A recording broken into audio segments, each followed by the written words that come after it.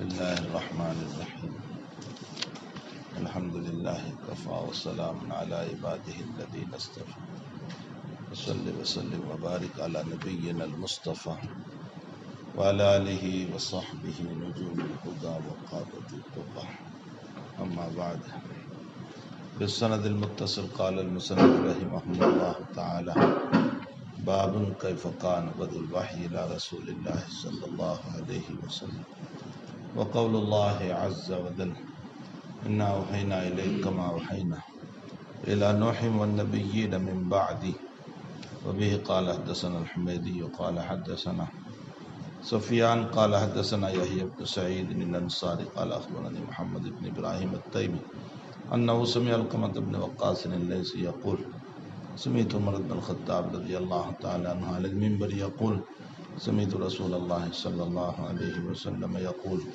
إنما الأعمال بالنيات وإنما لامرئ ما نوى فمن كانت هجرته إلى الله إلى دنيا يصيبها وإلى امرأة ينكحها فهجرته إلى ما هاجر إليه۔ حضرت عمر بن الخطاب رضی اللہ تعالیٰ عنہ سے ہم نے سنا آپ نے منبر پر ارشاد فرمایا کہ میں نے رسول اللہ صلی اللہ علیہ وسلم سے سنا ہے تمام اعمال کا مدار نیت پر ہے اور ہر انسان کو وہی ملے گا جو اس کی نیت ہوگی۔ جس نے ہجرت کی دنیا کے لیے تاکہ اس کو دنیا مل جائے یا عورت کے لیے تاکہ اس سے نکاح کرے تو جس نیت سے ہجرت کرے گا وہی اس کو ملے گا۔ یہ ہے حدیث شریف کا ترجمہ۔ میں نے کل اس باب میں روات کے باب میں چند باتیں ذکر کرنے کے بعد حدیث کے ابتدائی مسائل ذکر کیے تھے اور یہ بتایا تھا کہ اس حدیث کے مختلف نام ہیں۔ اس کو حدیث اعمال، حدیث نیت، حدیث عمر بن الخطاب، حدیث تلیہ علی الحدیث، بہت سارے اسماء ہیں۔ پھر اسی کے ساتھ ساتھ یہ بات بیان کی تھی کہ یہ روایت حضرت عمر رضی اللہ تعالیٰ عنہ ہی سے منقول ہے اور کسی سے نہیں، یہ دو شرطوں کے ساتھ۔ شرط اول صحت اور شرط ثانی ان الفاظ کے ساتھ، ورنہ اور الفاظ کے ساتھ جیسے جہاد و نیت یبعثون یوم القیامت علی نیاتہم وغیرہ روایتوں میں جو صحیح روایات ہیں اور نیت کا تذکرہ موجود ہے۔ اسی کے ساتھ ساتھ اگر متکلم فی روایات کے اعتبار سے یہ الفاظ دیکھے جائیں تو حضرت علی سے منقول ہے، جیسا کہ شاہ ولی اللہ صاحب نے نقل فرمایا۔ ابو ہریرہ رضی اللہ تعالیٰ عنہ سے منقول ہے، حضرت انس رضی اللہ تعالیٰ عنہ سے منقول ہے، عبداللہ ابن مسعود رضی اللہ تعالیٰ عنہ سے منقول ہے۔ اس کے بعد میں نے یہ بتایا تھا کہ بعض لوگوں نے اس روایت کو صرف مخصوص بالعبادت کر دیا، حالانکہ یہ روایت بہت سارے مسائل کو ثابت کرتی ہے، عبادات کو، معاملات کو، معاشرت کو، اخلاق کو، ہر جگہ یہ حدیث شریف۔ امام شافعی رحمۃ اللہ علیہ فرماتے ہیں کہ اس روایت سے 70 ابواب ثابت ہوتے ہیں۔ یہی وجہ ہے کہ امام بخاری رضی اللہ تعالیٰ عنہ بھی اس کو اپنی پوری کتاب میں 7 جگہوں پر لائے۔ یہ 7 جگہوں پر لانا دلیل اس بات کی ہے کہ ان مسائل کا تعلق بھی نیت سے، مثلا کتاب الایمان والنذور میں لائے، کتاب العتق میں لائے، کتاب الایمان میں لائے، کتاب الوحی میں لائے، کتاب الحیل میں لائے، تو بہت ساری جگہوں پر اس روایت کو لائیں۔ اس کا مطلب یہ ہے کتاب النکاح میں لائیں تو اس کا مطلب متعدد مسائل اس سے ثابت ہوتے ہیں، صرف طہارت یا عبادت ہی کا مسئلہ ثابت نہیں ہوتا۔ پھر نیت تقدم علی العمل ہوا کرتی ہے، یہ مسئلہ کر رہ گیا تھا۔ نیت جو ہے وہ تقدم علی العمل ہوا کرتی ہے۔ حضرت الامام احمد ابن حنبل رحمۃ اللہ علیہ فرماتے ہیں کل عمل کان صلاۃ او صیام او صدقہ او زکوٰۃ او نوع من انواع العبادات والمعاملات ان تکون نیتہ مقدمۃ علی العمل۔ آپ فرماتے ہیں کہ چاہے نماز ہو، روزہ ہو، زکوٰۃ ہو، صدقہ ہو یا کوئی بھی نوع ہو، ان تکون نیتہ مقدمۃ علی العمل، نیت مقدم ہوگی عمل کے اوپر۔ یہ نہیں ہو سکتا ہے کہ آپ عمل کر لو اس کے بعد نیت کر لو، جیسے نماز پڑھ لی اور پھر نیت، روزہ شام پورا ہو گیا پھر نیت، ایسا نہیں ہو سکتا، نیت مقدم ہو۔ پھر اس کے ساتھ ایک بات یہ سمجھو، حضرت امام غزالی رحمۃ اللہ علیہ فرماتے ہیں نیت عبادت میں مؤثر ہے۔ بہت ممکن ہے کہ آپ نے عبادت میں فاسد نیت کی تو اس صورت میں عبادت گناہ ہو سکتا ہے۔ ایک انسان صف اول میں جا رہا ہے نماز پڑھنے کے لیے، لیکن نیت اس کی یہ ہے کہ وہاں امرت کھڑا ہے، میرا یار کھڑا ہے، اور اس یار سے دوستی کی بنیاد پر یا اس امرت سے تلذذ بالذہن کی بنیاد پر، جیسے انسان ذہن سے بھی تو لذت لیتا ہے۔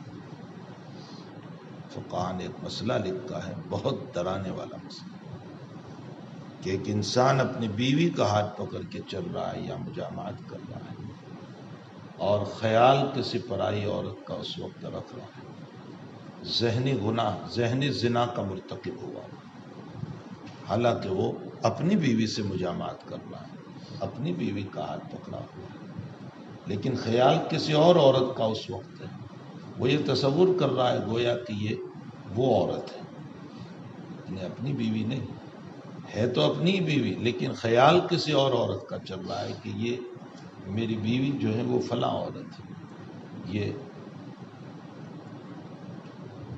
ذہنی زنا میں مبتلا ہوا، یہ خیال ہی کی بنیاد پر تو گناہ ہوا، اس کا خیال جو ہے اسی کی بنیاد پر تو گناہ ہوا۔ معلوم ہوتا ہے کہ نیت عبادت میں مؤثر ہے۔ ایک انسان حسن نیت کے ساتھ عبادت کرتا ہے، اس کو ثواب ملے گا، اور ایک انسان عبادت میں فاسد نیت کر رہا ہے، مثلا میں نے مثال دی کہ وہ نیت کر رہا ہے صف اول میں جانے کی، اور ظاہر سی بات ہے کہ صف اول میں جو نیت کر رہا ہے وہ رضا مولا یا ثواب کی نیت نہیں ہے اس کی، یا صف اول کی نیت نہیں ہے، یہ نیت میں سے کوئی نیت نہیں، بلکہ اس کی نیت جو ہے کسی امرت کی، یار اور دوست کی، تو بدیہی بات ہے کہ اس کی بنیاد پر اس کو گناہ ہوگا، چونکہ عبادت میں نیت مؤثر ہے۔ حسن نیت کی بنیاد پر عبادت اعلیٰ بنے گی، اور فساد نیت کی بنیاد پر عبادت میں فساد پیدا ہوگا، گناہ ہوگا۔ لیکن یہ مسئلہ بھی یاد رکھیں کہ کبھی بھی معصیت میں نیت مؤثر نہیں ہے، یہ میں اصول بتا رہا ہوں۔ معصیت میں نیت معتبر ہے، معصیت میں نیت معتبر نہ ہونے کا مطلب ہے کہ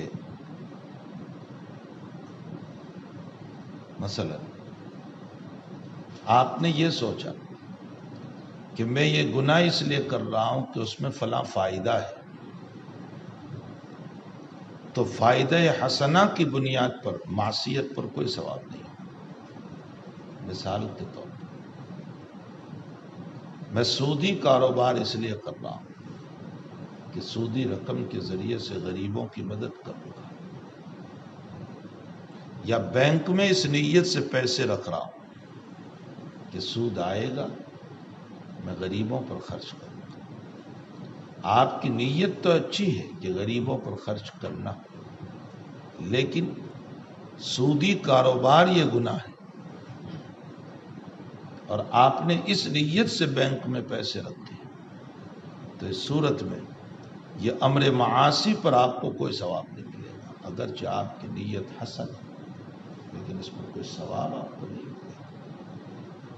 ایک انسان سوچتا ہے کہ میں چوری کروں تاکہ میں مسجد بناؤں، بہت اچھی نیت ہے، مسجد بنانا، لیکن جس گناہ کا ارتکاب کر رہا ہے وہ معاصی ہے، وہ گناہ ہے۔ ظاہر سی بات ہے کہ ارتکاب معاصی پر ترتب نہیں ہو سکتا ہے ثواب۔ مسئلہ یہ سمجھ میں آیا کہ گناہ میں نیت مؤثر ہو کر اس کو حسنہ نہیں بنا سکتی، ہاں گناہ میں نیت مؤثر ہو کر اس کو شدید بنا سکتی ہے۔ سمجھ میں بھی آئی؟ گناہ میں نیت مؤثر ہو کر اس کو سخت سے سخت بنا سکتی ہے، شدید سے شدید بنا سکتی ہے۔ کسی نے اپنے پڑوسن عورت سے زنا کیا، نفس زنا گناہ تھا، پھر نیت یہ کی تاکہ اس سے حرامی لڑکا پیدا ہو، یہ مزید خرابی آئی اس نیت کی بنیاد۔ پھر نیت ہوئی کہ اس کا مکان ٹوٹ جائے، طلاق ہو، یہ مزید نیت ہوئی۔ تو معاصی میں نیت قبیحہ کے ذریعے سے گناہ سخت تو ہو سکتا ہے، لیکن معاصی میں نیت حسنہ کی بنیاد پر کبھی ثواب نہیں ہو سکتا۔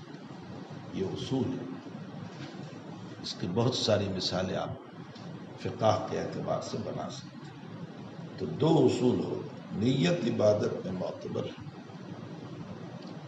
نیت حسنہ کی بنیاد پر عبادت اعلیٰ سے اعلیٰ بنے گی، اور نیت قبیحہ کی بنیاد پر عبادت فاسد ہوگی اور معاصی کا مرتکب ہوگا۔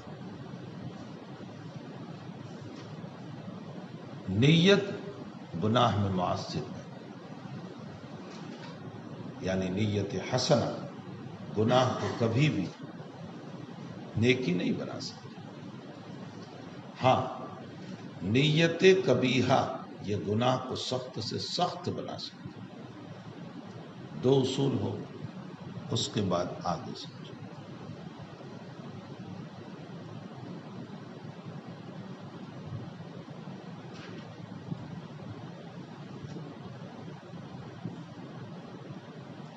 نیت حسنہ کا اتنا اونچا مقام ہے کہ اب تعالی جل شانہ ومن والہ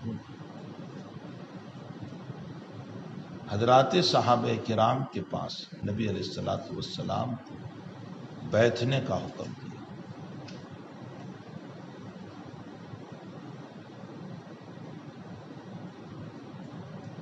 کیا آیت ہے؟ وَلَا تَعْدُ عَيْنَاكَ عَنْهُ، اس سے پہلے کیا؟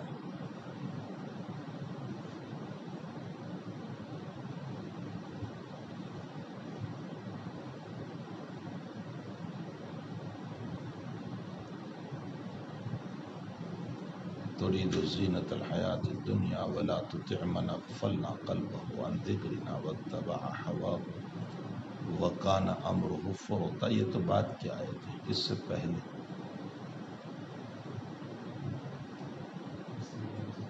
واصبر نفسك مع الذين يدعون ربهم، واصبر نفسك، آپ اپنے آپ کو بٹھائے رکھیے، یہاں صبر بمانا صبر نہیں، مع الذین ان لوگوں کے ساتھ، یدعون ربهم جو اپنے رب کو پکارتے ہیں،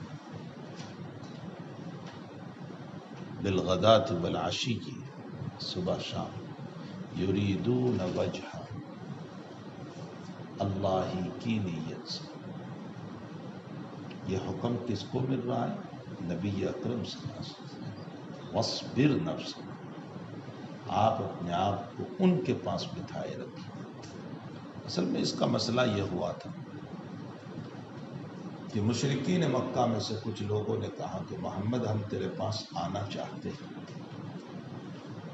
تیری بات سننا چاہتے ہیں، لیکن یہ غربا قسم کے لوگ تیرے پاس بیٹھے رہتے ہیں جس سے ہمارا جی نہیں چاہتا۔ یہ بلال ہے، یہ سہیب ہے، اس لیے کہ ان کی نظروں میں یہ تو سب غلام تھے، ہمارے نوکر تھے، اور اب وہ تیرے پاس بیٹھے ہوئے، ہم کیسے ان کے ہوتے ہوئے آئیں؟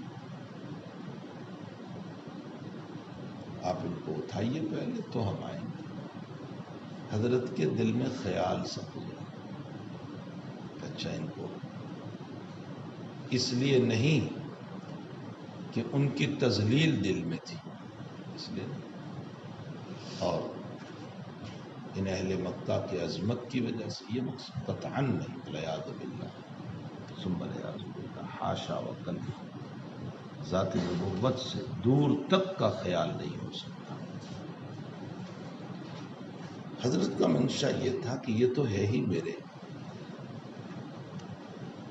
لیکن اگر یہ میرے ہو گئے، میری مجلس میں آتے ہو گئے اور ان پر میری بات کا اثر پڑا، تو پھر ان کے ایمان پر اور لوگ بھی ایمان لے آئیں گے، اس لیے کہ سردار قسم کے لوگ،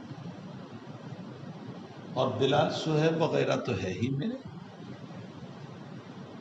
یہ تھا اصل مسئلہ، اس کی بنیاد پر کچھ خیال سے حضرت کو گزرا، اس پر یہ آیت نازل ہے، وَاصْبِرْ نَفْسَكَ مَعَ الَّذِينَ يَدْعُونَ رَبَّهُمْ بِالْغَدَاةِ وَالْعَشِيِّ يُرِيدُونَ وَجْهَهُ، آپ انہی کے ساتھ رہیے، ان کو نہ اٹھائیے۔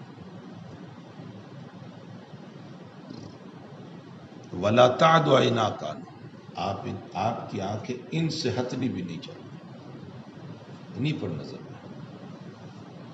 تُرِيدُ زِينَةَ الْحَيَاةِ الدُّنْيَا، حالانکہ قطعاً نہیں، لیکن اس خیال پر یہ مسئلہ آ رہا ہے۔ تو کیا خیال ہے ہم لوگوں کا، جو سراسر غریب طالب علم کی تحقیر یا غریب آدمی کی تحقیر اور مالداروں کو عزت دینا، جو ہمارا طریقہ، جو اپنے آپ کو نائبین رسول کہتے ہیں، بچوں صرف درس کی نیت سے ان احادیث کو اور قرآن کو نہ اپنی اصلاح کریں۔ یہ نیت نہ ہو کہ میں پڑھوں گا دوسروں کو پڑھاؤں، یہ نیت غلط ہے، اپنی اصلاح۔ آج جو ہمارا اپنا طریق ہے کہ غریب آدمی آتا ہے تو میں مسافہ نہیں کرتا، اور مالدار آتا ہے تو میں معانقہ کرتا ہوں، غریب سے 2 انگلیوں سے مسافر ہوتا ہے اور مالدار سے ہاتھ بھر کر مسافر ہوتا ہے۔ یہ نائبین رسول کا حال ہے اس میں، جبکہ ہمارے تو ارادے ہی ہیں ایسے، نبی کا تو قطعاً ارادہ بھی نہیں تھا، لیکن پھر بھی اللہ کہہ رہا ہے تُرِيدُ زِينَةَ الْحَيَاةِ الدُّنْيَا وَلَا تُطِعْ مَنْ أَغْفَلْنَا قَلْبَهُ، آپ اتباع نہ کیجئے ان لوگوں کی جن کے دل غافل ہیں اور ان کے معاملے حد سے بھرے ہوئے، وَقَانَ أَمْرُهُ فُرْطًا۔ اس سے یہ معلوم ہوتا ہے کہ حسن نیت بہت بڑی چیز ہے۔ نبی کو جو حکم ملا ہے وہ صحابہ کی اسی حسن نیت کی بنیاد، یریدون وجہ، سمجھ میں آیا؟ تو نیت مؤثر ہے عبادات میں، ہماری نیت درس میں، عبادات میں، معاشرت میں، معاملات میں، اخلاق میں اچھی ہونی چاہیے، اور اس نیت حسنہ کی بنیاد پر ترتب ثواب ہوگا، اور نیت قبیحہ کی بنیاد پر عبادت ضائع ہوگی۔ بلکہ ایک قدم اس اصول پر یہ سمجھ لیں، مباح طاعت بنے گا نیت حسنہ کی بنیاد پر، اور مباح معاصی بنے گا نیت قبیحہ کی بنیاد۔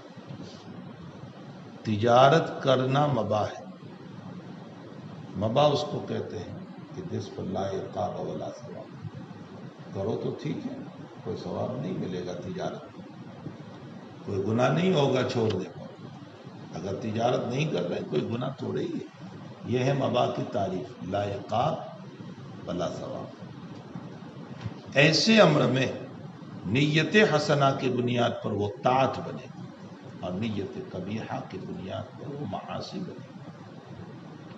آپ نے تجارت میں نیت کی کہ میں تجارت کروں گا تو میری ضرورتیں پوری ہوگی، میرے اہل و عیال کا کفالت کر پاؤں، اور بچے گا تو میں صدقہ اور زکوٰۃ دوں گا۔ آپ کی اس نیت حسنہ کی بنیاد پر یہ امر مباح جو تجارت ہے وہ طاعت بن گئی۔ طاعت اور عبادت میں فرق ہے، یاد رکھنا، میں آگے چل کر بتاؤں گا۔ طاعت اس کو کہتے ہیں جس میں نیت کی بنیاد پر عمل تقرب بارگاہ خداوندی بنے، اور عبادت اس کو کہتے ہیں جس کو رب نے خود اپنے تقرب کا ذریعہ بتایا۔ نماز عبادت ہے، روزہ عبادت، اس لیے کہ اس نے خود بتایا۔ بخلاف امور مباحہ کو کرنے پر بحسن نیت یہ طاعت بنے گا۔ فرق سمجھ میں آیا؟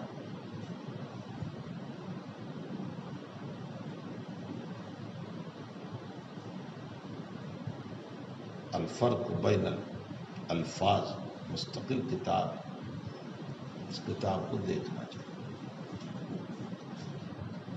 کہ یہ لفظ کہاں بولا جاتا ہے، یہ لفظ کہاں بولا جاتا ہے۔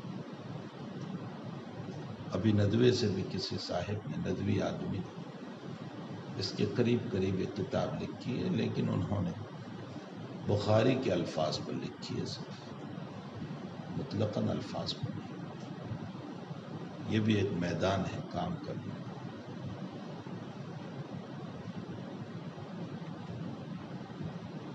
اضطرار اور ضرورت دونوں میں کیا فرق ہے؟ اس فرق کو سمجھے بغیر تم مسئلے کو نہیں سمجھ سکتے۔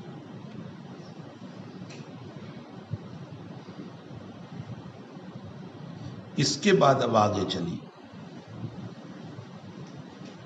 عبادات میں یقیناً عبادت ہے، متفق علیہ مسئلہ، اس لیے کہ عبادت ادا نہیں ہوگی جب تک کہ آپ نیت نہ کریں۔ نماز ادا ہی نہیں ہوگی اگر آپ نے نیت نہیں کی، روزہ ادا ہی نہیں ہوگا اگر آپ نے نیت نہیں کی۔ تو عبادات میں نیت شرط ہے، بغیر شرط کے مشروط پایا نہیں جائے گا۔ یہاں تک تو مسئلہ متفق علیہ بے غبار، لیکن آگے مسئلہ آپ چلا کہ وسائل میں نیت ہے یا نہیں، اور اس میں بحث آ گئی۔ وضو، غسل اور تیمم یہ وسائل ہیں، عبادت میں، تو وسائل میں ہے یا نہیں؟ حضرت الامام شافعی رحمۃ اللہ علیہ، احمد اور مالک وغیرہ فرماتے ہیں کہ وسائل میں بھی نیت ہوگی، یعنی ضروری ہوگی۔ وضو میں بھی نیت ضروری، غسل میں بھی ضروری،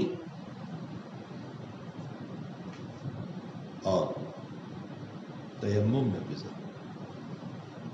ان لوگوں کا مستدل سیدھا سیدھا ہے، انما الاعمال بالنیات، تمام اعمال کا مدار نیت پر ہے۔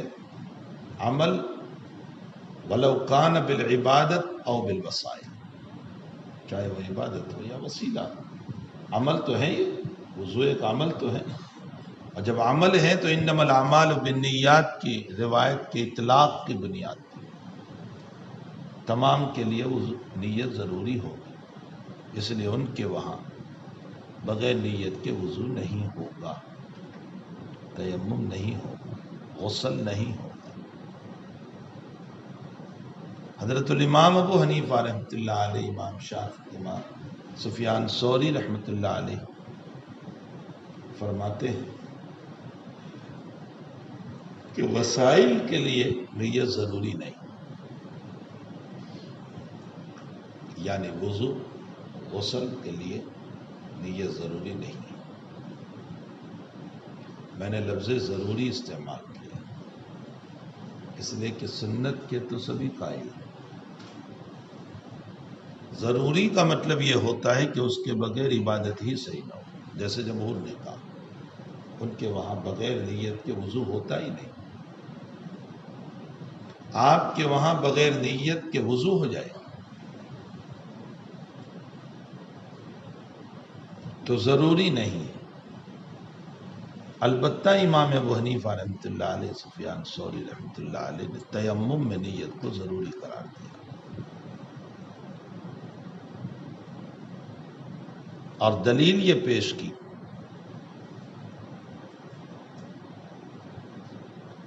کہ انما الاعمال سے مطلب عبادات ہے، ذی شان عمل ہے، اور ظاہر سی بات ہے کہ جو وسائل ہے وہ ذی شان نہیں ہوتے۔ وضو اصل نہیں ہے، اصل تو نماز ہے، تو ذی شان نہیں، اور جب ذی شان نہیں ہے تو وہ اس میں داخل بھی نہیں۔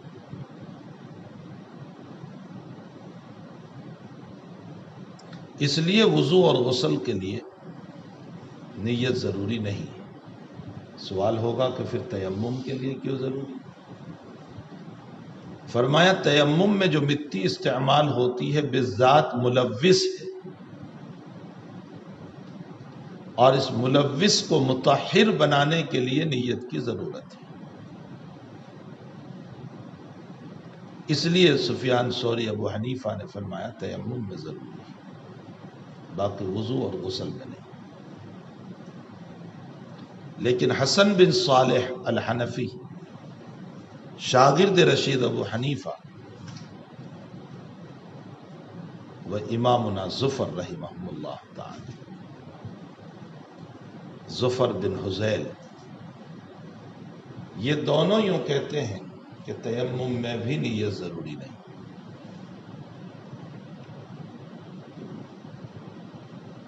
یعنی جیسے وضو غسل میں نہیں ہے، اسی طرح تیمم میں بھی نہیں۔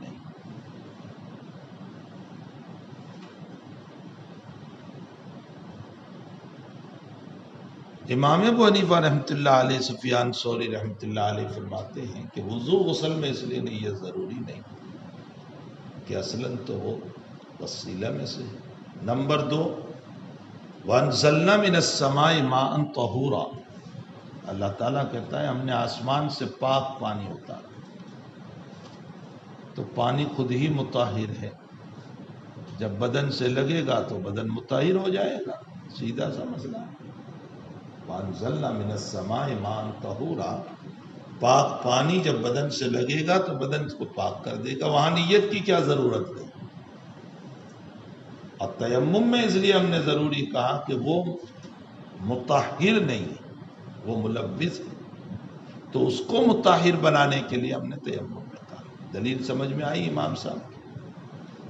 حسن بن صالح اور امام ظفر فرماتے ہیں کہ حضرت اگر وَأَنزَلْنَا مِنَ السَّمَاءِ مَاءً طَهُورًا آپ اس سے یہ کہتے ہیں کہ پانی مطہر ہے تو نیت کی ضرورت نہیں ہے، تو پھر ہم یہ کہتے ہیں کہ نبی اکرم صلی اللہ علیہ وسلم کا ارشاد گرامی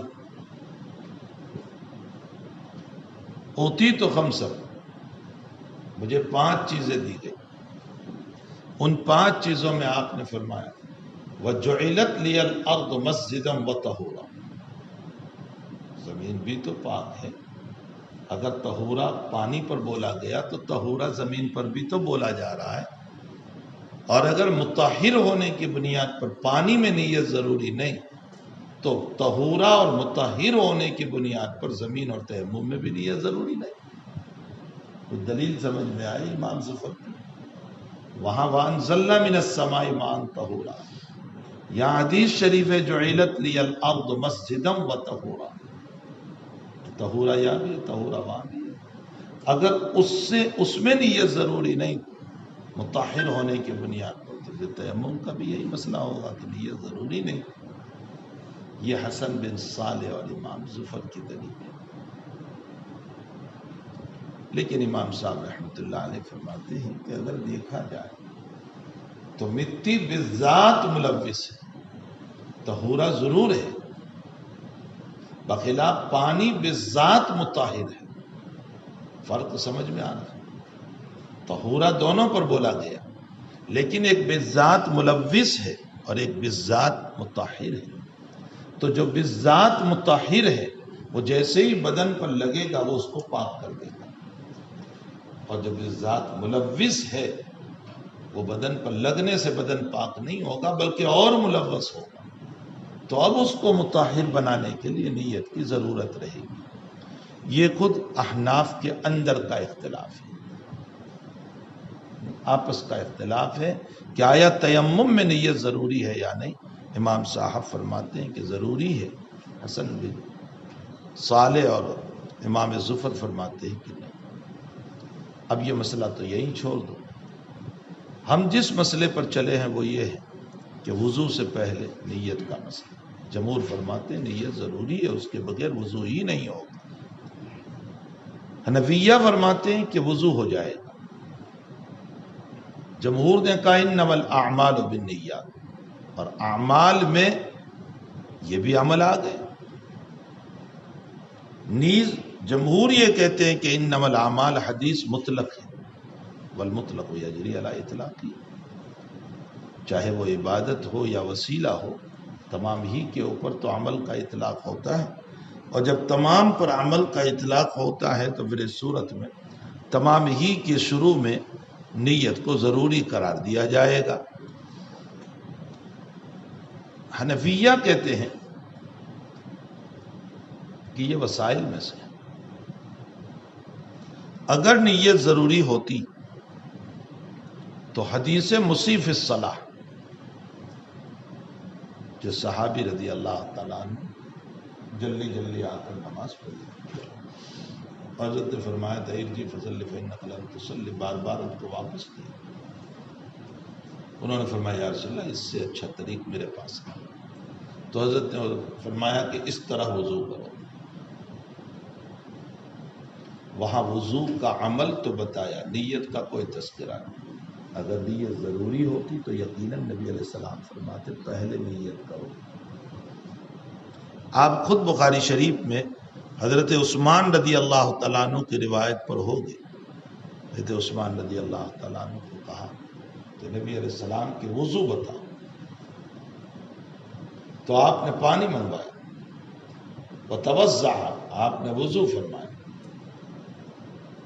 تین مرتبہ، اور فرمایا ہاکذا وضوء رسول اللہ صلی اللہ علیہ وسلم، نبی کی وضو ایسے تھی، ولا ذکر فیہ النیہ، اور اس میں نیت کوئی ذکر نہیں۔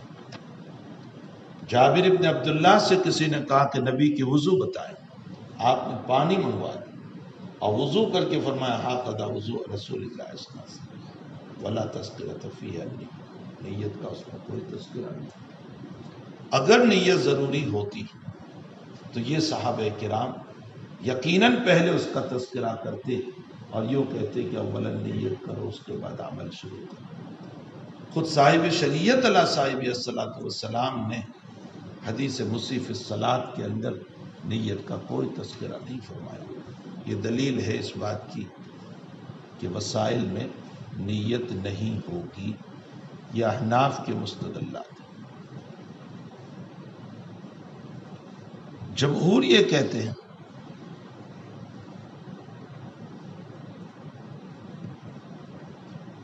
کہ ایک اصول یاد رکھو، کسی بھی چیز میں پہلے موانع کو دور کرنا ضروری ہے۔ موانع کا معنی ہوتا ہے رکاوٹ ڈالنے والی چیز، مثلا کپڑا ناپاک ہے مانع عن الصلاۃ ہے، بغیر وضو کے ہیں مانع عن الصلاۃ ہے، موانع کو دور کرو۔ ٹھیک اسی طرح وضو کے مسئلے میں آئی، پانی ناپاک ہے تو وضو نہیں ہو سکتا،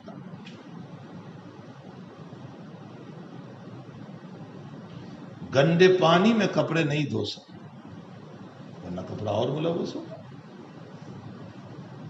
تو پہلے موانع کو دور کرو، پاک پانی لو، رفع موانع ہو گیا۔ اب رفع موانع کے بعد یہ جمہور کی تقریر، جب آپ نے رفع موانع کر لیا تو اب اس کے بعد جس کام کو آپ کو شروع کرنا ہے وہ کام مقدمۃ العبادت ہے، اور مقدمۃ الکتاب کتاب ہے تو مقدمۃ العبادت عبادت ہے۔ اس لیے وضو بھی عبادت ہے، اس لیے کہ نماز کا مقدمہ ہے، اور جب یہ مقدمۃ الصلاۃ ہے تو موانع کو رفع کرنے کے بعد اس مقدمۃ الصلاۃ کے لیے بھی ایسے ہی نیت ضروری ہوگی جیسے صلاۃ کے لیے۔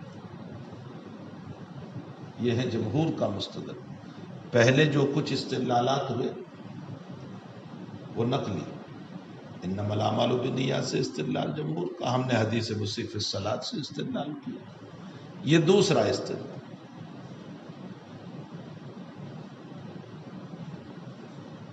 حنفیہ رحمہم اللہ تعالیٰ فرماتے ہیں کہ دیکھو، ایک ہے عمل، ایک ہے فعل۔ عمل ذیشان ہوتا ہے، فعل مطلق بولا جاتا ہے۔ جو ذیشان ہو وہ عمل ہے، اور جو ذیشان نہ ہو وہ فعل ہے۔ گویا فعل مطلق ہے، عمل مخصوص ہے۔ اور حدیث شریف میں انما الاعمال بالنیات کہا گیا، عمل، انما الافعال بالنیات نہیں۔ اور وضو اور غسل ذیشان نہیں ہے، مقدمۃ الصلاۃ ہے، یہ تو عبادت ہو رہی ہے۔ اسی لیے اگر نماز کے علاوہ ویسے ہی پانی ڈال رہے ہیں کوئی ثواب نہیں، ذیشان ہے ہی نہیں۔ یہ تو ہم یہ ثابت کر رہے ہیں کہ یہ ذیشان نہیں ہے، یہ وسیلہ ہے۔ ہاں، عبادت عمل ہے، نماز یہ عمل ہے، اس لیے کہ وہ ذیشان ہے۔ اور جب ذیشان عمل ہوا کرتا ہے تو حدیث شریف میں انما الاعمال بالنیات ہے، انما الافعال بالنیات نہیں، اس لیے اس کا استثناء ہو گیا، اس پر نیت ضروری نہیں۔ جمہور یہ کہتے ہیں کہ مقدمۃ الصلاۃ ہونے سے وضو کا غیر ذیشان ہونا کہاں لازم آیا؟ وضو کے اپنے فضائل ہیں، حدیث شریف میں اس کی فضیلت ہے، نقیًا عن الذنوب، آپ پڑھو گے ترمذی وغیرہ میں کہ جب بندہ وضو کرتا ہے تو اس کے گناہ جھڑتے آخری قطرے تک۔ یہ فضیلت نہیں ہوئی؟ فرمایا قیامت کے دن میں اپنی امت کو پہچانوں گا، غرم محجلون بآثار الوضو، وضو کی وجہ سے میری امت کے اعضاء چمکدار ہوں گے۔ یہاں ایک مسئلہ یاد رکھو، وضو اس امت کی خصوصیت نہیں ہے، وضو جو ہے وہ اس امت کی خصوصیت نہیں ہے۔ روایت میں وضو کا تذکرہ پہلے بھی ملتا ہے۔ سارہ رضی اللہ تعالی عنہ زوجہ سیدنا ابراہیم علیہ السلام کو جب ظالم بادشاہ نے پکڑا تو صحیح روایت میں ہے کہ وضو فرما کر 2 رکعت نماز پڑھی، جس سے وہ ظالم گرا۔ وضو کا تذکرہ ملا سارہ کے واقعے۔ جریج پر جب الزام لگا بنی اسرائیل، تو اس موقع پر رفع الزام کے لیے فتوضع وصلی رکعتین، وضو کیا اور 2 رکعت نماز پڑھی، اللہ سے دعا کی کہ اللہ اس مسئلے کو حل کر۔ وہاں وضو کا تذکرہ ملتا ہے، معلوم ہوتا ہے وضو پہلے بھی ہے۔ وضو اس امت کے ساتھ خاص نہیں ہے، لیکن وضو کی وجہ سے اعضاء کا چمکنا یہ اس امت کے ساتھ خاص ہے، یہ اور امت کی خصوصیت ہے۔ جب ہی تو آپ فرماتے ہیں کہ میں اسی سے پہچان لوں گا، غرم محجلون بآثار الوضو۔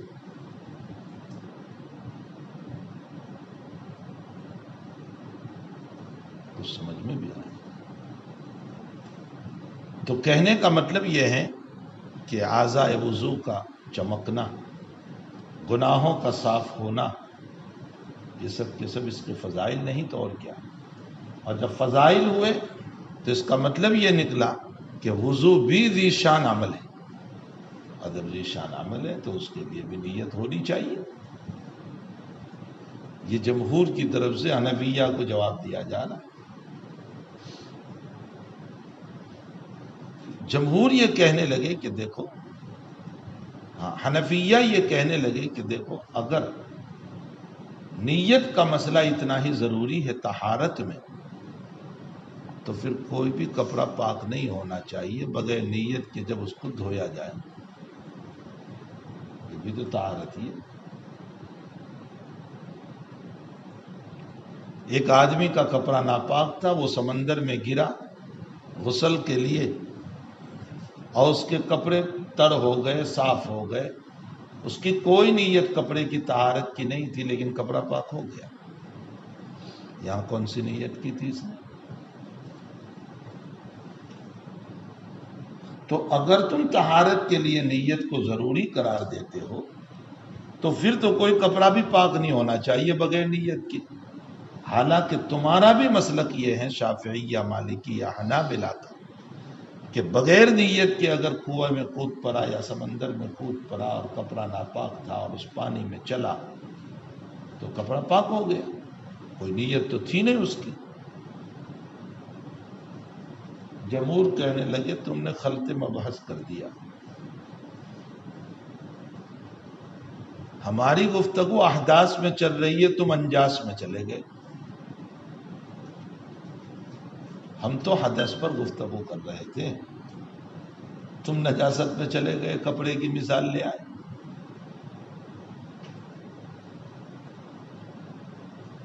حالانکہ احداث و انجاس میں فرق ہے. انجاس میں نجاست حقیقی ہے، احداث میں نجاست حکمی ہے. انجاس میں وقوع شریعت سے قبل بھی انسان اس کو ناپاک سمجھتا تھا، گندا سمجھتا تھا، اور احداث میں وقوع شریعت کے بعد اس کو ناپاک کہا گیا.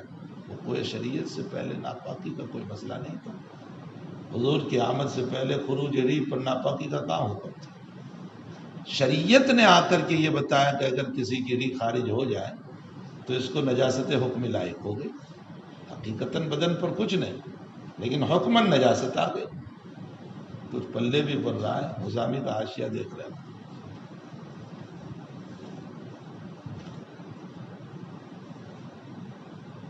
تو بھلا انجاس اور احداث میں فرق ہے. احداث کا تعلق تو نجاست حکمیہ سے، وہاں حقیقت نجاست ہوتی ہی نہیں.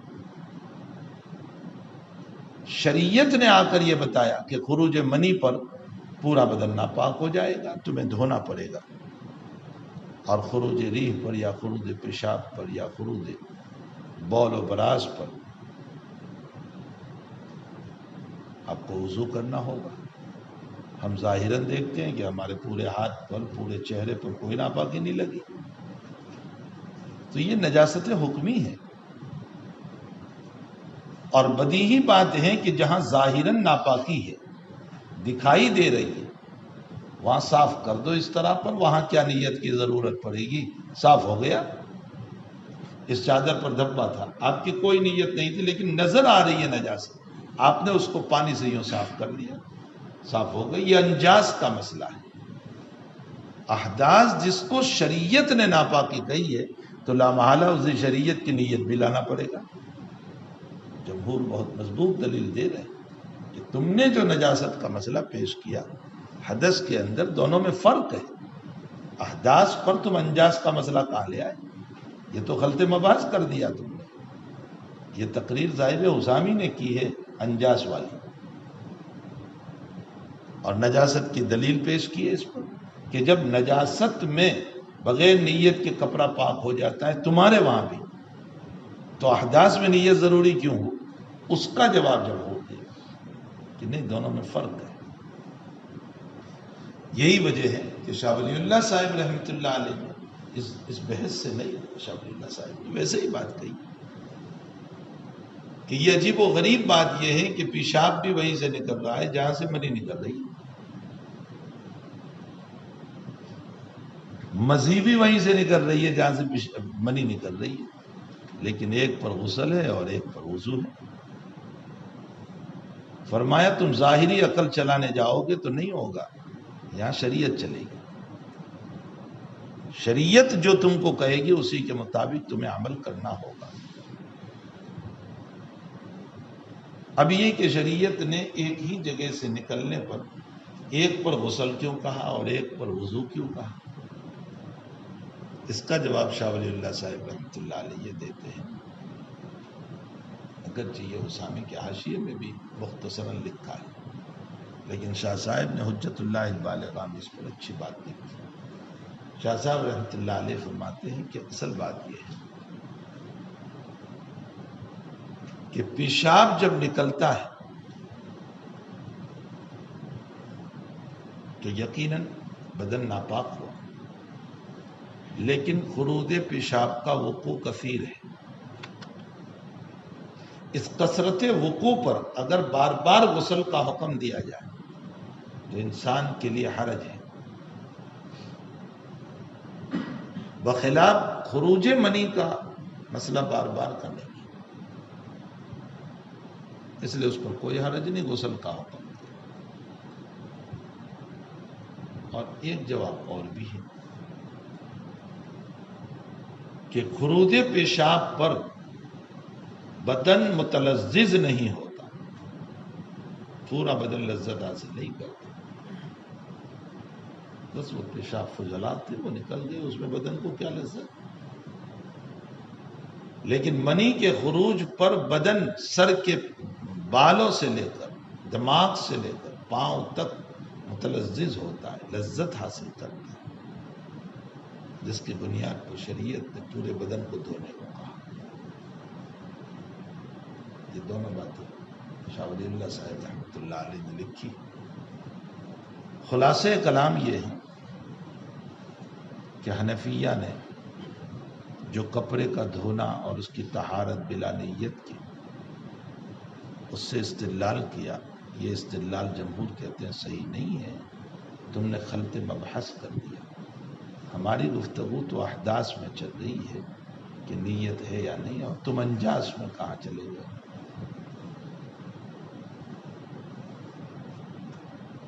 ان تمام باتوں کے بعد ایک بات یہ بھی ہے کہ بھئی اگر ویسے دیکھا جائے خالی الذہن ہو کر، تو سیدھا سا مسئلہ یہ ہے کہ انما الاعمال بالنیات، تمام اعمال کا مدار نیت پر ہے، اور جب تمام اعمال کا مدار نیت پر ہے تو اس صورت میں یہ بھی ایک وضو بھی عمل ہوا، غسل بھی عمل ہوا، یہاں بھی نیت ہونا چاہیے۔ اس کے علاوہ اور بھی آپ فقہ کو دیکھ سکتے ہیں۔ حنفیہ نے ایک بات اور بھی کہی کہ وضو میں دو شانیں ہیں، ایک ہے اس کا مفتاح الصلاح ہونا، اور ایک ہے اس کا باعث ثواب ہونا۔ فرمایا پانی جب بدن سے لگ گیا، وَأَنزَلْنَا مِنَ السَّمَاءِ مَاءً طَهُورًا، پاک پانی بدن سے لگا تو یقیناً یہ وضو مفتاح الصلاۃ بن گیا، نماز پڑھ سکتے ہیں، ہو گیا مسئلہ۔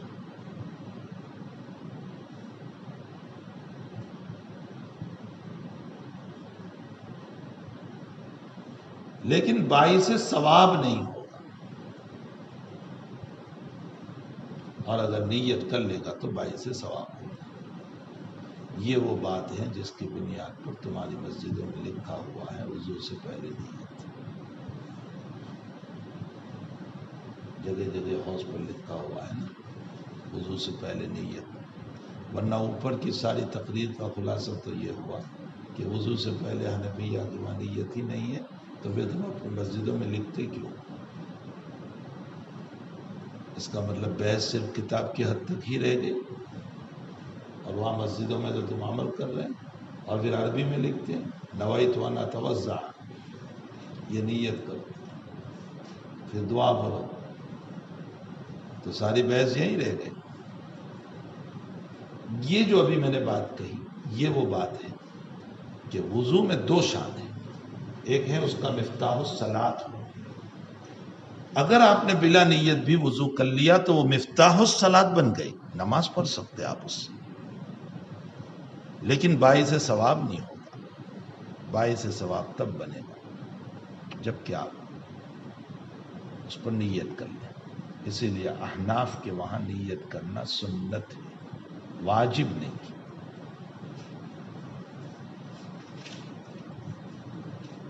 پھر ہمارے وہاں وضو عبادت غیر مقصودہ ہے، عبادت مقصودہ اس کو کہتے ہیں کہ جس کو صاحب شریعت نے عبادت قرار دیا. نماز صاحب شریعت نے کہا کہ عبادت ہے، اور وضو مفتاح الصلاح ہے، تو عبادت مقصودہ نہیں، غیر مقصودہ ہے. اور ایک مسئلہ بھی یاد رکھو، کتاب الایمان والنذور میں پڑھو گیا، نظر عبادت مقصودہ کی مانی جاتی ہے، عبادت غیر مقصودہ کی نہیں مانی جاتی.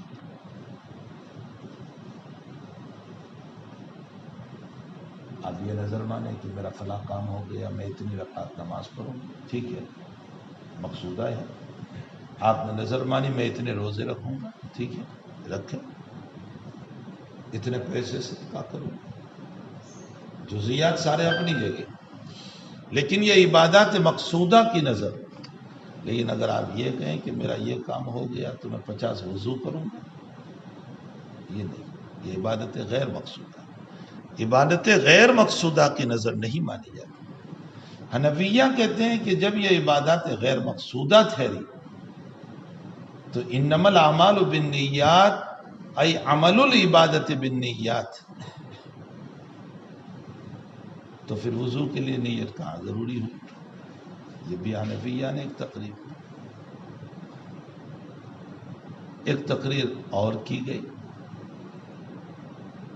انما الاعمال بالنیات، ظاہر سی بات ہے کہ الاعمال سے پہلے متعلق مانا جائے، جس کے ساتھ یہ جملہ متعلق ہو. کس سے متعلق؟ اس کا متعلق کون ہے؟ الاعمال سے پہلے کون متعلق؟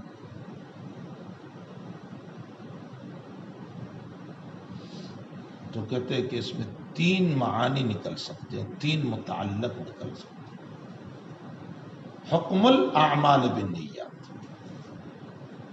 صحت الاعمال بالنیات، ثواب الاعمال بالنیات.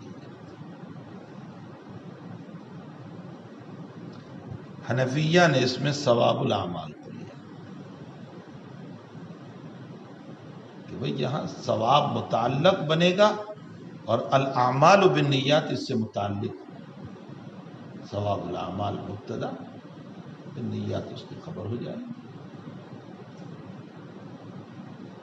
اپنے متعلق سے مل کر. لیکن بھائی صرف بول دینے سے کام تھوڑی چلے گا. تم نے یہاں ثواب لیا جبکہ صحت بھی ہے، حکم بھی ہے، تو آپ کے پاس کوئی دلیل بھی ہے. آپ نے ثواب کو کیسے یہاں مراد لے لی؟ اس کا جواب یہ، احناف یہ کہتے ہیں کہ اصل میں نیت کا مسئلہ آخرت سے متعلق ہے. بندے کی نیت حسنہ پر ثواب کہاں ملے گا؟ دنیا میں، آخرت. اور بندے کی غلط نیت پر گناہ کہاں؟ دنیا میں، آخرت میں. سزا جزا کا تعلق تو بھائی، تو نیت کا تعلق آخرت سے. اور ظاہر سی بات ہے کہ جب آخرت سے ہے تو آخرت میں صحت و غیر صحت کا مسئلہ نہیں ہوا کرتا ہے، ثواب کا مسئلہ ہوا کرتا ہے. اس لیے ہم نے یہاں ثواب کو مقدر مانا کہ ثواب الاعمال بالنیات. کچھ سمجھ میں بھی آ رہا ہے؟ جمہور یہ کہتے ہیں کہ اصل عبادت کا محل تو فی الدنیا ہے. عبادت دنیا میں کی جا رہی ہے، اور جب دنیا میں کی جا رہی ہے تو پھر اس عبادت کے صحیح اور غیر صحیح ہونے کا مسئلہ ہوگا. اور اس کا تعلق نیت و عدم نیت سے یا فطور نیت سے، اس لیے صحت کو مقدر مانا گیا. انہوں نے صحت کو مقدر مانا، ہم نے ثواب کو مقدر مانا. لیکن بھائی اگر بات دیکھی جائے تو انما الاعمال بالنیات انما کلمہ حصر ہے.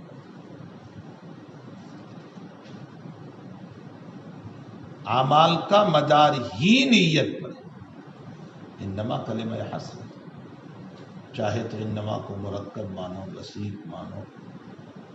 اکثر راجح قول تو یہی ہے کہ بسیط ہے. لیکن بعضوں نے اس کو مرکب بھی مانا ہے، ان اور ما۔ پھر اگر اس کو مرکب مانتے ہیں تو چلو نحو بھی پڑھ لو۔ ماں 3 طرح کا ہوتا ہے، ویسے تو ماں ایک ہی ہوتی ہے، لیکن یہاں ماں 3 طرح کا ہوتا ہے، ماء کافہ، ماء زائدہ اور ماء نافیہ۔ علامہ خطابی اور فخر الدین رازی فرماتے ہیں کہ ان نما میں ماں جو ہے وہ ماء نافیہ ہے،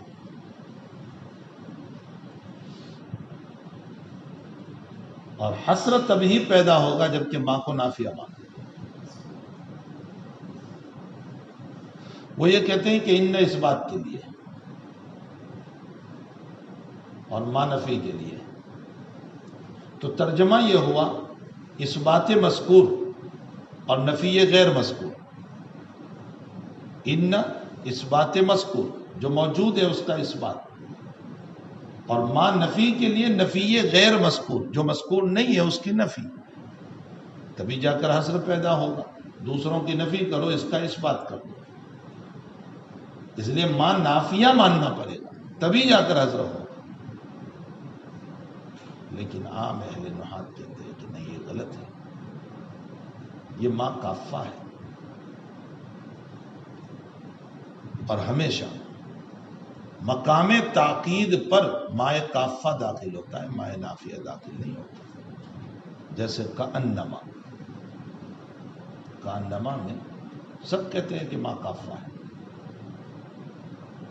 وہ یہ کہے کہ انما اس بات کے لیے، اس بات کے لیے نہیں ہے، انما تاکید کے لیے، اور تاکید جہاں بھی ہوگی وہاں ماں کافہ ہوگا، ماں نافیہ نہیں ہوگا۔ یہ نحوی اصول ہے۔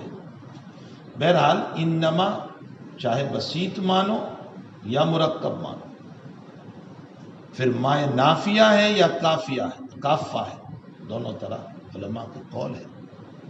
اس نے حسر پیدا کیا۔ آگے والا جملہ بھی دیکھو تو حسر ہے، الاعمال معرب باللام ہے، بالنیات معرب باللام ہے، اور جب دونوں معرب باللام ہو تو اس صورت میں حسر پیدا ہوتا ہے، تو انما بھی حسر، پھر دونوں کلموں کا معرب باللام ہونا بھی حسر۔ اب اس حسر کو دیکھا جائے تو اس صورت میں مطلب یہ نکلا کہ اعمال کا مدار ہی نیت پر ہے، اور جب اعمال کا مدار نیت پر ہے تو اعمال مطلق ہیں، چاہے وہ عمل عبادت ہو یا غیر عبادت ہو، تمام ہی کے اوپر نیت ہوگی۔ یہ ہے جمہور کی تقریر۔ حنفیہ یہ کہتے ہیں کہ ہم یہ مانتے ہیں کہ یہ حسر ہے، اعمال کا مدار ہی نیت پر ہے، اور ہم وضو اور غسل کو عمل ہی نہیں مانتے، بلکہ یہ فعل ہے جو غیر ذی شان ہے، تو وہ اس حدیث میں داخل ہی نہیں ہے، اور جب داخل ہی نہیں ہے تو نیت کا مسئلہ اس پر نہیں آئے گا۔ خلاصہ سمجھ میں آیا؟ یہ ہیں جانبین سے خلاصہ۔ اس پر اشکال یہ ہے کہ اتنے بڑے امام حضرت الامام ابو حنیفہ رحمۃ اللہ علیہ، اتنے بڑے، اور انما الاعمال بالنیات در امام مالک، شافعی، احمد اور دھرندر لوگ ہیں جو یہ کہتے ہیں کہ تمام اعمال کا مدار نیت پر ہے۔ امام صاحب نے استثناء کیسے کر دیا وضو کا، غسل کا، اور یہ کہا کہ نیت ضروری نہیں؟ اس کا جواب یہ ہے کہ مجتہد کبھی جب اجتہاد کرتا ہے تو کبھی اس کا ذہن ایک ہی رخ پر چل پڑتا ہے، اور جب ایک ہی رخ پر چل پڑتا ہے تو اس صورت میں اس کے سامنے وہ دلائل جو ہوتے ہیں، ان دلائل کو مد نظر رکھتے ہوئے وہ مجتہد اس مسئلے کو اس طرح پر بیان کرتا ہے جیسے اس کے سامنے دلائل ہیں۔ حضرت امام صاحب نے یہ دیکھا کہ انما الاعمال بالنیات اپنی جگہ ہے، لیکن مصیب الصلاۃ والی روایت میں اس کا ذکر نہیں ہے، دیگر روایتوں میں اس کا ذکر نہیں ہے، تو اس کو ضروری کیسے قرار دیا جائے؟ اس بنیاد پر آپ نے غیر ضروری یعنی غیر واجب قرار دیا۔ میں غیر ضروری اور غیر واجب کا لفظ بول رہا ہوں، سنت ضرور ہے حنفیہ کو۔ اب اس پوری بحث کے بعد ایک بات سمجھو، صاحب نور الرضا نے ایک بات لکھی، کوئی عمل ایسا ہے کہ جس عمل میں آپ بھی کسی درجے میں قائل ہو تو اس کو کر لینا چاہیے۔ صاحب نور الرضا نے مثال دی اس کی کہ آپ کے وہاں رب راس ہے مسا، لیکن امام مالک رحمۃ اللہ علیہ اور امام بخاری رضی اللہ تعالیٰ عنہ کے وہاں کل سر کا مسا، آپ کے وہاں بھی کل سر کے مسے کو سنت قرار دیا ہے، تو کسی درجے میں آپ کے وہاں بھی یہ بات پائی جا رہی ہے تو پھر اس صورت میں کل پر عمل کر لینا چاہیے تاکہ اختلاف سے بچ جائے، اس لیے کہ کل میں ربع داخل ہے، ربع میں کل داخل نہیں۔ آپ نے ربع پر عمل کیا، نگاہ مالک و بخاری میں آپ کا وضو نہیں ہوا،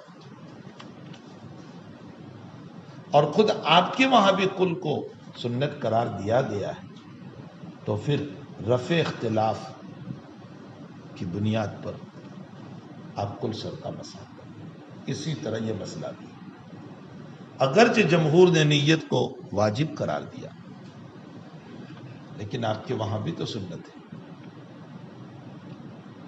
اور اس سنت کی ادائیگی میں کوئی گناہ نہیں ہے، ایسی باتیں سنت ہے، کوئی گناہ تو ہے، تو بلا وجہ خاموں کا مسلکی تابع بن کر کے ترک نیت نہیں کرنا چاہیے بلکہ نیت کر لینا چاہیے۔ سمجھ میں آ گیا؟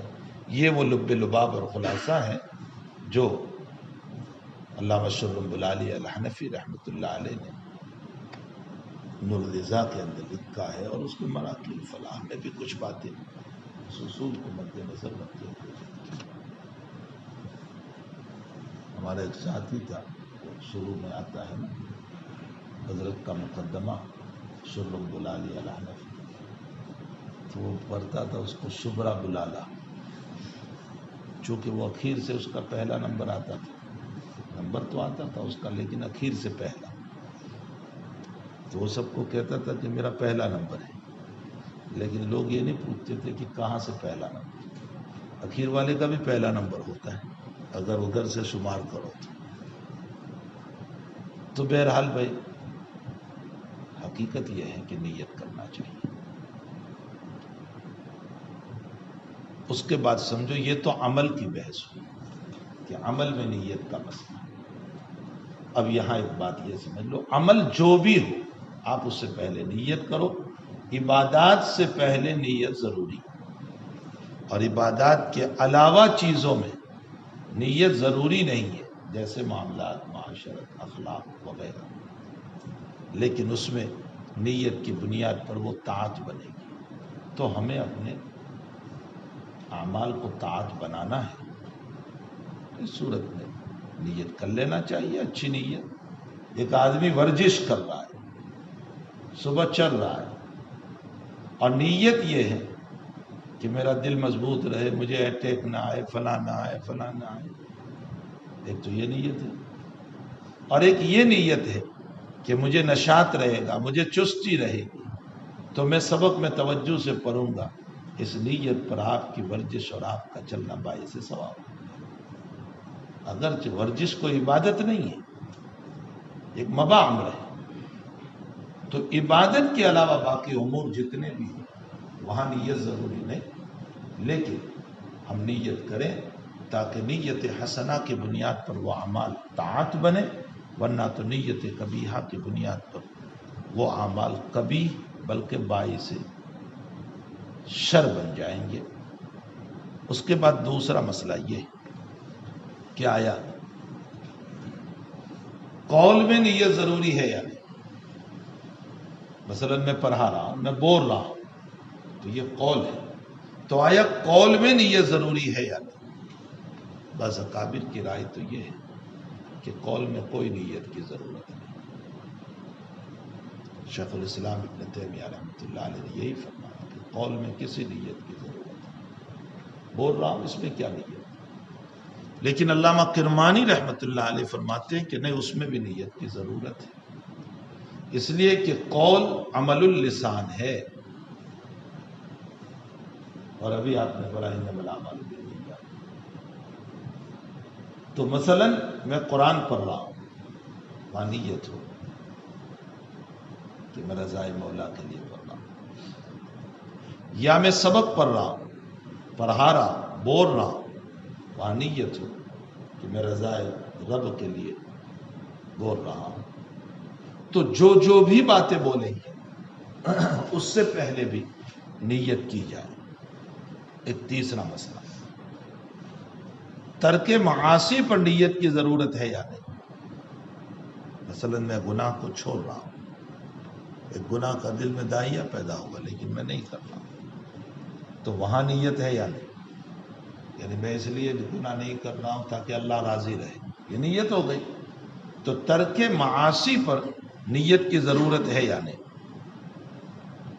شیخ الاسلام ابن تیمیہ رحمۃ اللہ علیہ، حضرت الامام نووی رحمۃ اللہ علیہ نے شرح مسلم میں کہا کہ اس میں کسی نیت کی ضرورت، ترک معاصی کیا ہے یقیناً آپ کو ثواب ملے گا.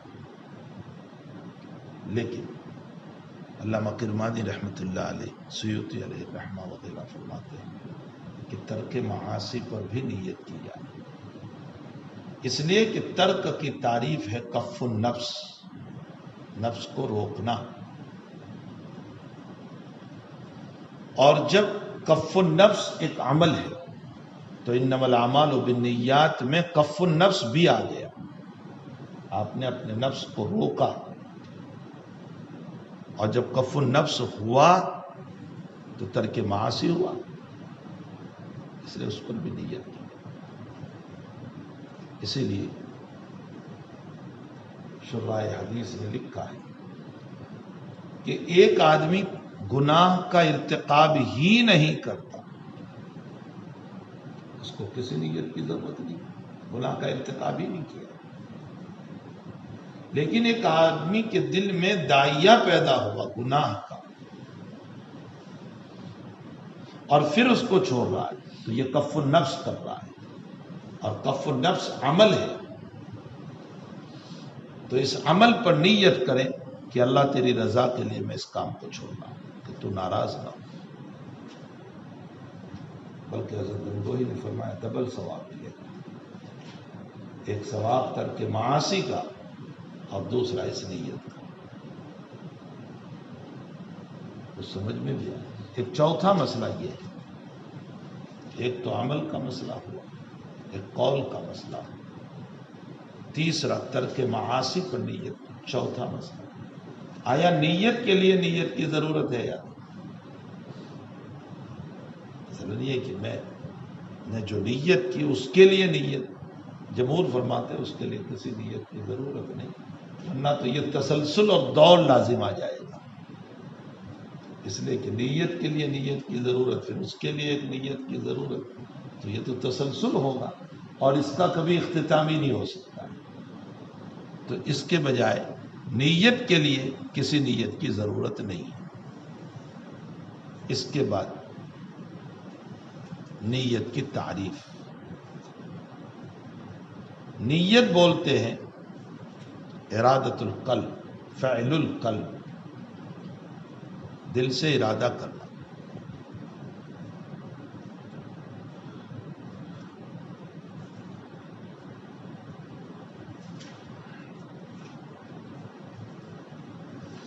آیا زبان سے نیت کا کیا مسئلہ ہے؟